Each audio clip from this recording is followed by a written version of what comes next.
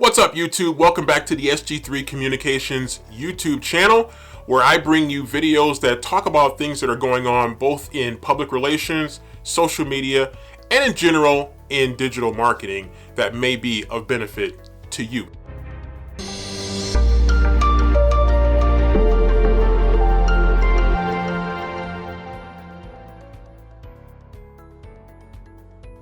One of the things I wanted to talk about today is something that I think people are probably seeing more and more as we become an increasingly divided nation, and that is how we approach certain aspects of social media.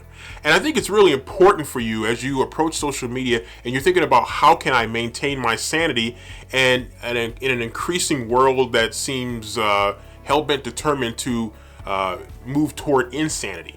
And one of the things that you can do as you go through your daily routines with social media, for those of you who check it right off the rip in the morning when you wake up and you're in bed and your phone's on the charger and you pick it up and you start to check and see what's the latest going on Facebook, what's up on Twitter, what are they talking about or showing on Instagram, what is going up on Snapchat.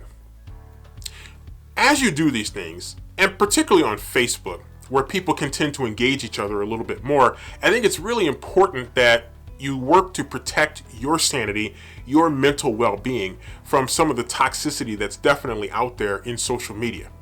So when you start to look at stories that are being posted, particularly on news websites, but also by your friends and your acquaintances, and as you scroll through Facebook feeds, think about what you do when you start to look into the comments section.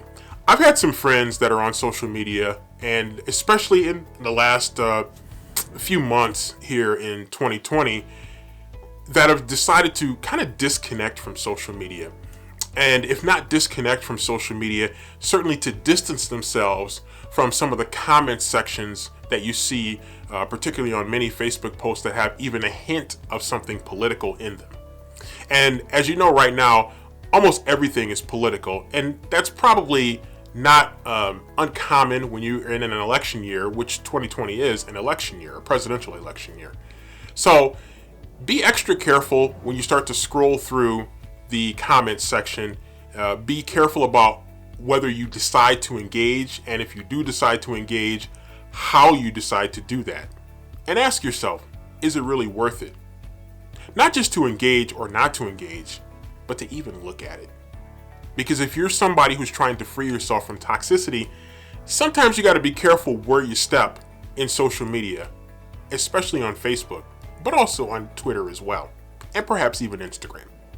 Because where you step, if you step in the wrong place, you could step on a social media landmine, and that can prove disastrous for you, and in particular, for your mental health and your overall well-being.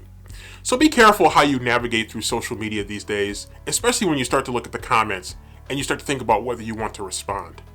Don't be afraid to block somebody if you need to. You can always lift that block. Don't be afraid to unfollow somebody if you need to. You can probably always come back and follow them again in the future. But your health and well-being is too important to let it go so easily.